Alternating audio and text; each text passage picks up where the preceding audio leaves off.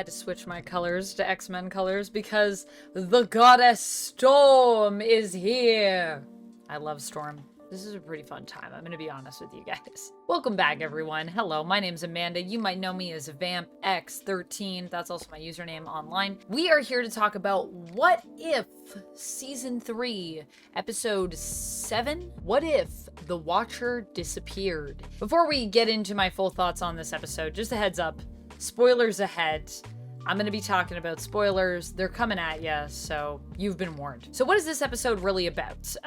This episode is kind of introducing us to our multiversal team, our Exiles, if you will. Yes, I did catch that one, and I enjoyed it quite a bit. And it is also an episode where we are getting to establish kind of the final story in What If, which seems to be a two-parter, as this episode ends with to be continued. So we get introduced to our multiversal team.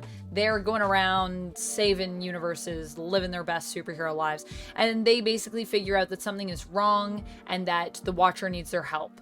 And they plan to travel to the fifth dimension to intervene on the Watcher's behalf and help him out. So yeah, the episode is mostly about them trying to figure out how to get there. They basically have these shards that just so happen to break through reality, and they're from the fifth dimension. They're basically, I think, like the shards of glass we see at the beginning of the episode, which I thought was pretty cool. And they're going to use those shards to basically power up different attempts, different ways to try to get to the fifth dimension. So who is here and how do I feel about this episode? I will say I did have to watch this episode a few times for it to really stick for me. I think that was also just because, though, I was doing a lot of stuff. If you don't know, I also stream here on YouTube and on Twitch pretty regularly. I'm streaming about 5 days a week right now. I just cut it back from 6. So sometimes I get really busy doing other stuff, and then I'm just like trying to do two things at once. And this is an episode that I think it really hurts the episode when you're trying to do that. So I wanted to go back and make sure I just like focused and watched it all, and I did do that, but it did take me a couple attempts because my brain was going in 12 directions.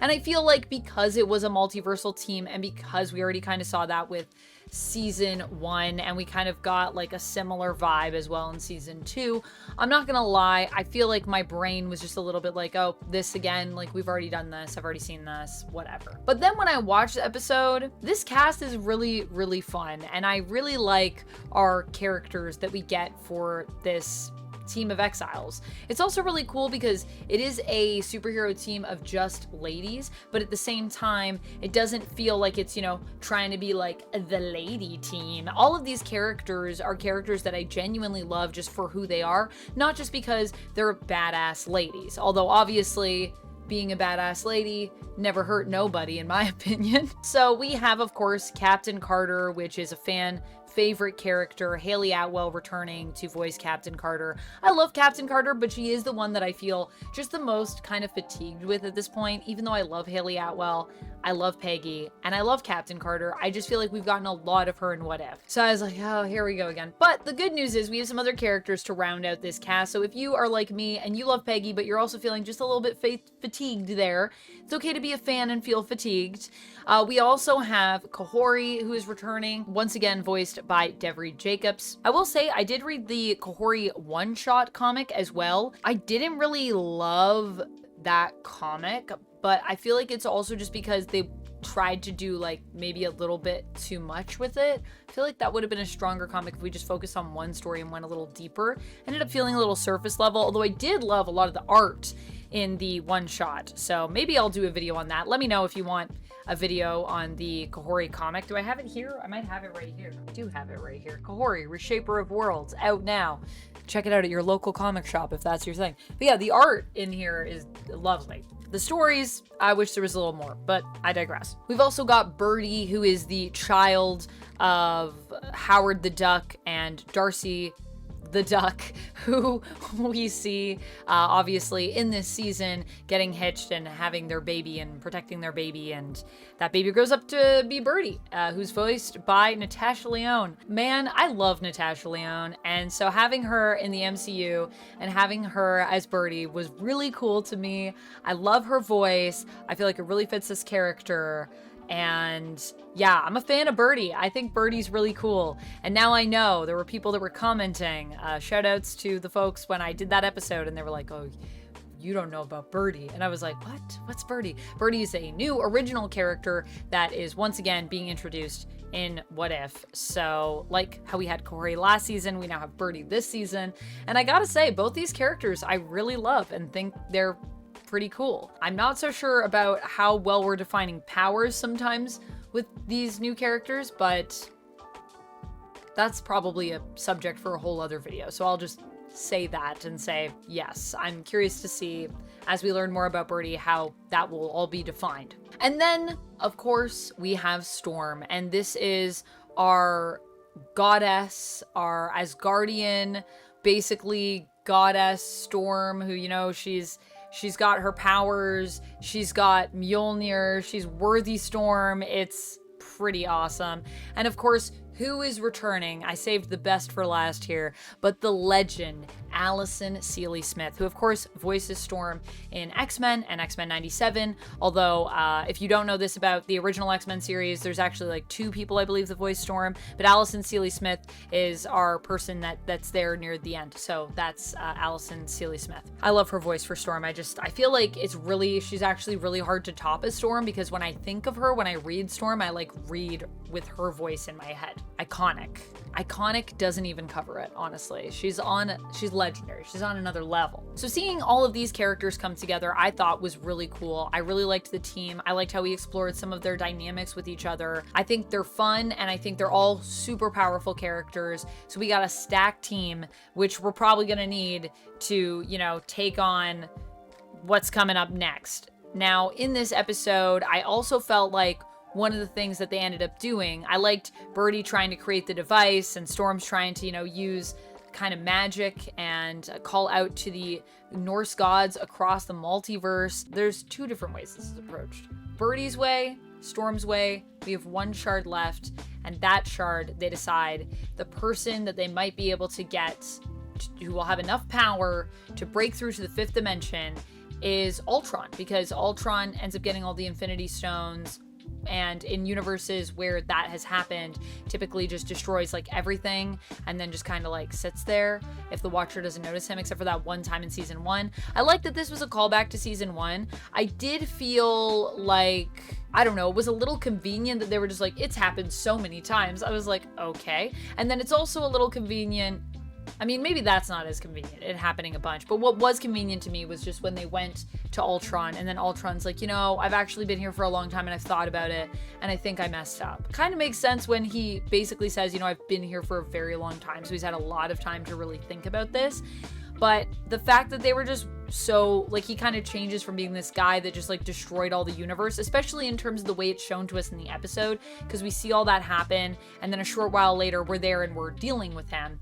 So it feels like it's a very quick switch, even though I know a bunch of time has actually happened in between him destroying everything and being approached. It also feels a little weird for this whole idea of us wanting to risk potentially all of the multiverse to save the Watcher. Now, I know the Watcher is important, don't get me wrong, but this whole idea of how they were like, you know, we got to save our friend.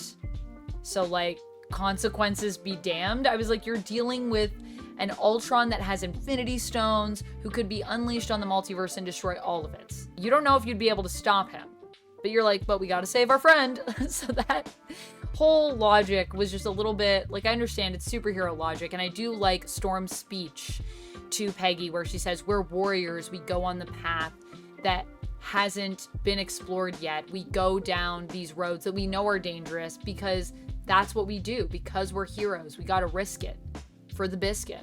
Not actually something Storm said, but paraphrasing, you know, you gotta risk it for the things that you really believe in. That was a speech that was so good, it actually made me be like, all right, I'll go with you. I'll go with you. Storm convinced me.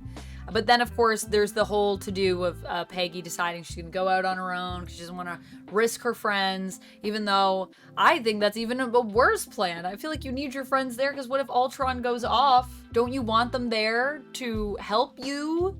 You don't know how it's going to go, Peggy.